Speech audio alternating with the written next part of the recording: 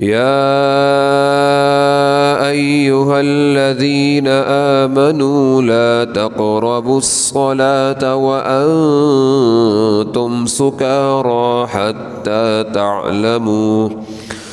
حتى تعلموا ما تقولون ولا جنبا إلا عابري سبيل حتى تغتسلوا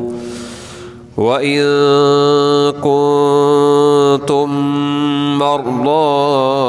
أو على سفر أو جاء أحد منكم من الغائط أو لامستم النساء فلم تجدوا ماء فتيمموا صعيدا طيبا فامسحوا بوجوهكم وأيديكم إن الله كان عفوا غفورا ألم تر إلى الذين أوتوا نصيبا من الكتاب يشترون الضلالة ويريدون أن تضلوا السبيل والله أعلم بأعدائكم وكفى بالله وليا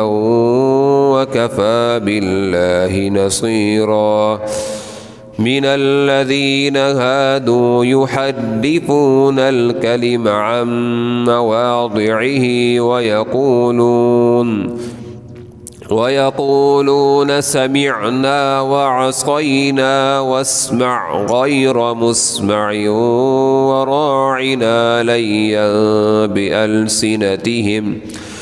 وراعنا ليا بألسنتهم وطعنا في الدين ولو أنهم قالوا سمعنا وأطعنا واسمع وانظرنا لكان خيرا لهم وأقوم ولكن لعنهم الله بكفرهم فلا يؤمنون إلا قليلا يا أيها الذين أوتوا الكتاب آمنوا بما نزلنا مصدقا لما معكم من قبل أن نطمس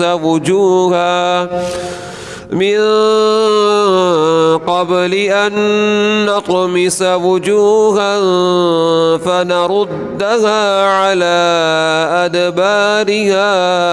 أو نلعنهم كما لعنا أصحاب السبت وكان أمر الله مفعولا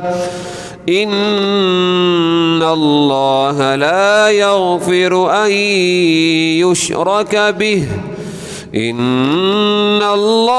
لا يغفر أن يشرك به ويغفر ما دون ذلك لمن يشاء ومن يشرك بالله فقد افترى إثما عظيما ألم تر إلى الذين يزكون أنفسهم بل الله يزكي من يشاء ولا يظلمون فتيلا انظر كيف يفترون على الله الكذب وكفى به إثما مبينا ألم تر إلى الذين أوتوا نصيبا من الكتاب يؤمنون بالجبت والطاغوت ويقولون للذين كفروا هؤلاء أهدى من الذين آمنوا سبيلا أولئك الذين لعنهم الله ومن يلعن الله فلن تجد له نصيرا أم لهم نصيب من الملك فإذا لا يؤتون الناس نقيرا أم يحسدون الناس على ما آتاهم الله من فضله فقد آتينا آل إبراهيم الكتاب والحكمة وآتيناهم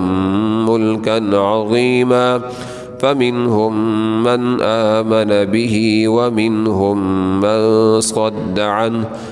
وكفى بجهنم سعيرا.